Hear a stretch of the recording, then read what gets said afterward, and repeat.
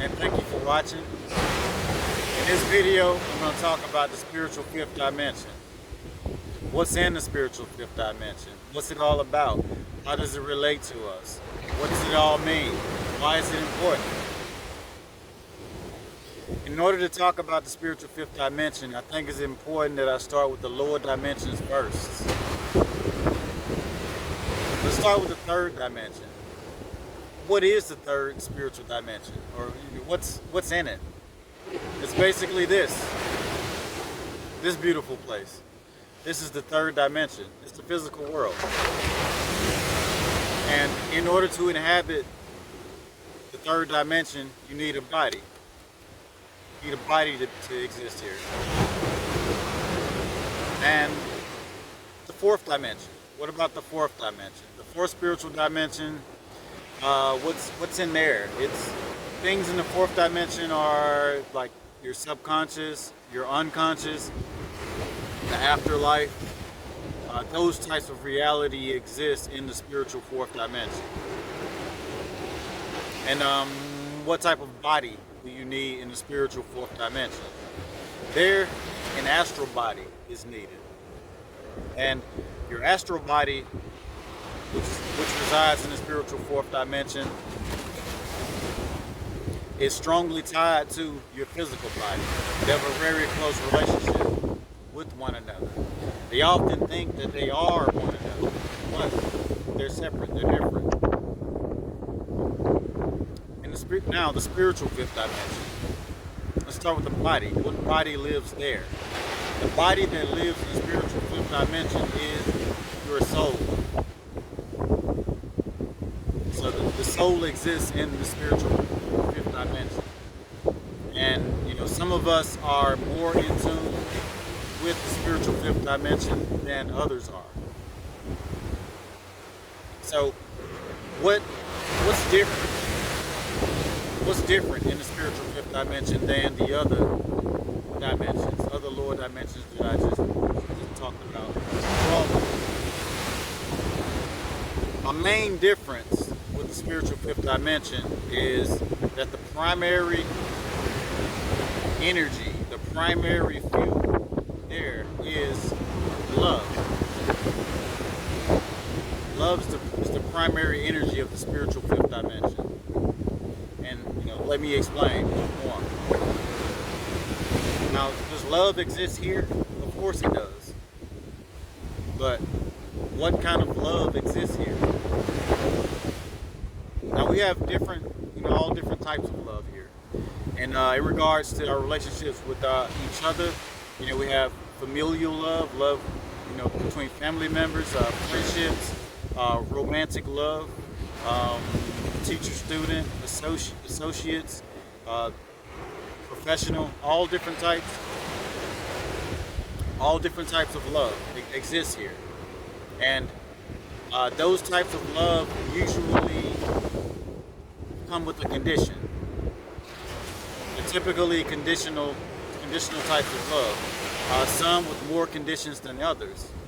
You have to meet a condition in order to receive and share the love. So that's the three-dimensional and also the four-dimensional experience. So what about the fifth dimension? I mentioned that love exists there. Like how's the love there different from the love here? The love there is a lot more pure. And I guess you could say unconditional love is the primary source of energy in the fifth dimension. But it's so much more than love. I'm talking similar vibrating energies like love. I use love as my primary example because it's a good one. But it's so much more than love. And I'll try to explain further what I mean by that. Now, the soul exists in the spiritual fifth dimension. It's the home of the soul. And again, some of our souls are more in tune in that place than others. And I'll kind of illustrate it more as I go on talking about it. Now, in the spiritual dimension, like, how does the soul get nourished?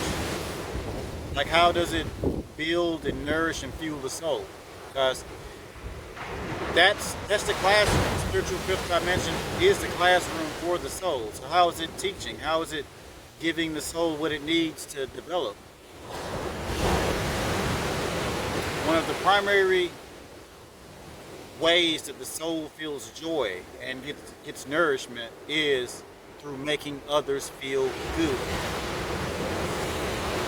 helping others, being selfless, doing things for people other than just yourself. This feeds the soul. And what else feeds the soul? What else makes the soul stronger? Knowledge, attaining knowledge. And not necessarily academic knowledge, but knowledge of a spiritual nature. Like having spiritual epiphanies. Those, that really feeds and fuels the soul. It really turns the soul on. And I'll explain this more. Have you ever been in a situation where you met someone that was there, that were in some really unfavorable conditions, or in really tough circumstances, like that would like just break the average person and just really bring them to their knees and just break their will and just crush them. But yet this person deals with it with their head held high, with dignity. They do it impeccably. They don't let this get them down. They're optimistic still. They don't let it stop them at all. Their spirit is strong. While, and this strong spirit they have, you realize that it's better than yours. It's better than yours at any point ever. And you're like, how? How is this possible? Where is this person getting all this positivity from? And then you realize, hey, this is a superpower. I thought it was nothing, but it's really everything. Epiphany. Situations like this feed the soul. And this is fifth dimensional stuff right here.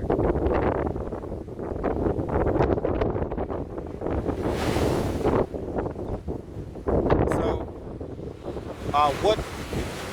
what type of people exist in the fifth dimension? All kinds of people exist in the fifth dimension. You probably met one today, or you'll meet one today later.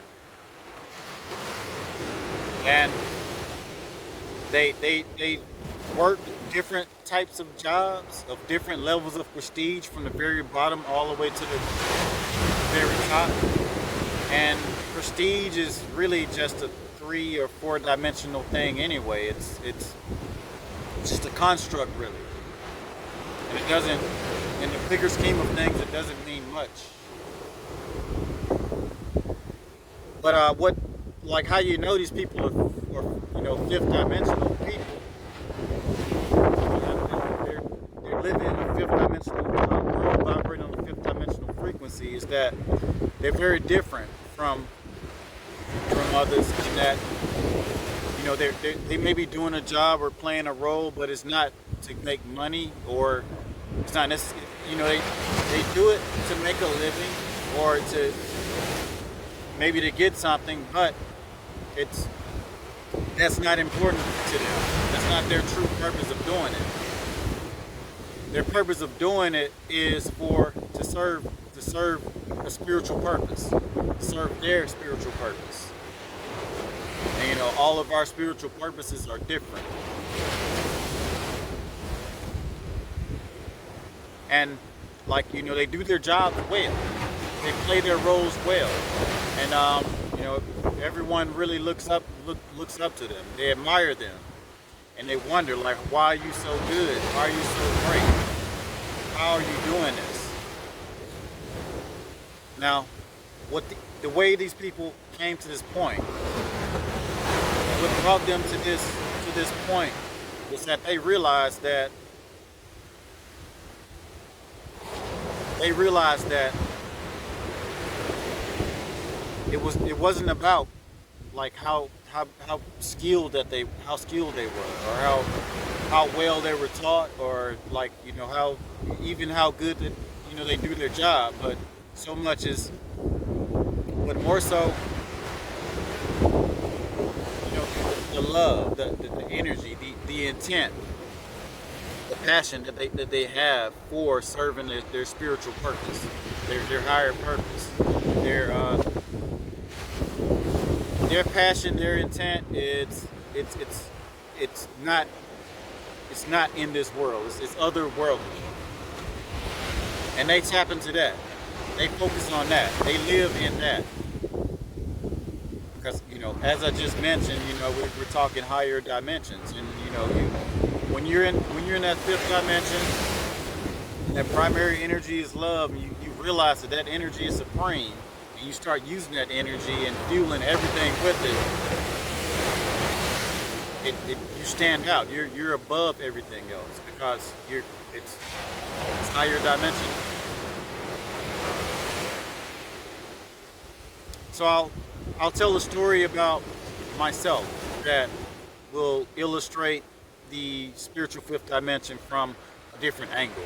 You know, it's good to hear things from different angles to have a fuller understanding of it. So I'll tell a story about how it came to my radar, and how I kind of got an idea of what it is and what it means. Now, when I was very young, I tried out for a martial arts team, a national team. So competition would be really fierce. It's a 3-day tournament, and I had very, very limited experience, like a year, and then I would be facing people who had been doing this for like half their lives. So I was, you know, let other people tell it, I was way in over my head. Like winning, way in over my head, or even doing well, I was way in over my head, and deciding to be a part of that. But I was young and naive, and that ended up being an asset. You know, I proceeded, I made the commitment, and I bought everything that I needed. I signed up, and at that point, once I made that decision, I decided to eliminate anything that would detract me from what I was trying to do. Anything that would be a negative, draining influence from what I was trying to do.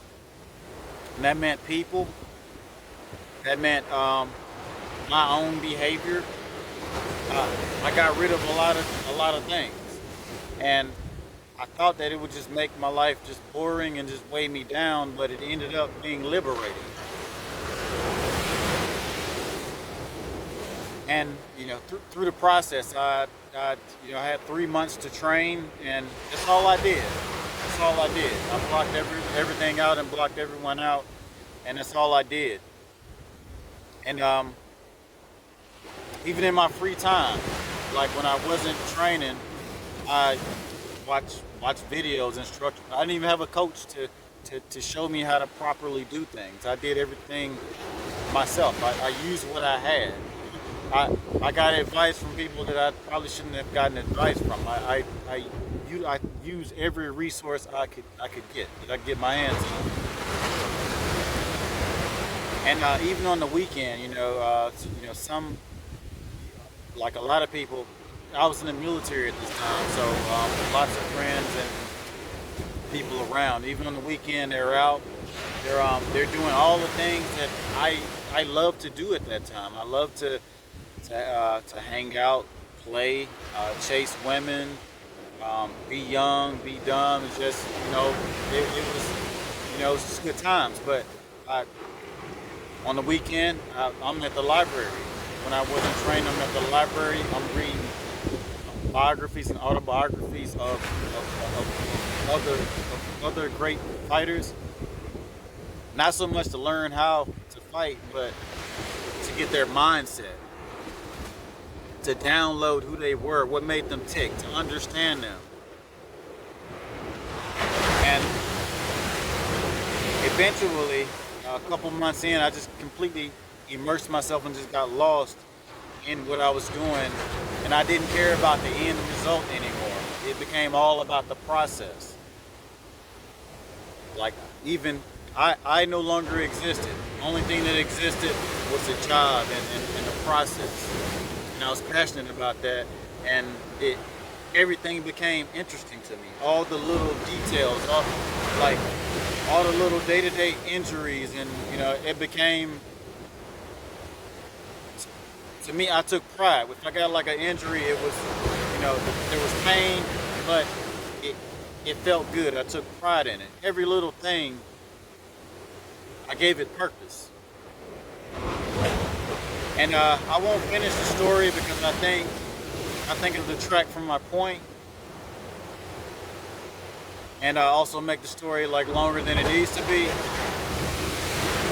But the biggest lesson that I learned through all of that was that it didn't matter how big and strong my body and muscles got, or how skilled I became, or how great I was. What mattered the most was me. I found a source of energy to tap into that was like pretty much infinite, pretty much just a huge reserve of energy to tap into, and it was basically a mindset, and it was positivity. It was love. It was that energy, and I realized how powerful and how abundant that was. And that realization was something that, an example of me. I learned how to feed my soul, how to tap into my soul. But I'm coming across this now, but at the moment I didn't realize that that's what was happening. So I'll wrap the video up by talking about the dimensions and like how they play with one another. The spiritual fifth dimension, it envelops the fourth and the third dimension. The fourth dimension envelops the third dimension, and a lower dimension cannot interact with the higher dimension because the frequencies are just they're way too different from one another, and the higher ones dominate the lower ones. So I say all that to say, think bigger, tap into higher forms of energy, and not just this. You are not your body. You are not your mind. You are other bigger, better, greater, stronger things, and take advantage of that. So thank you for watching my video, Spiritual Fifth Dimension. I'm gonna just enjoy the rest of this beautiful day, and it's cold, but the sun is shining strong, and it's amazing. So I'm just gonna enjoy this. I feel great. Y'all have a wonderful day out there, and thank you for watching. I love you. Bye.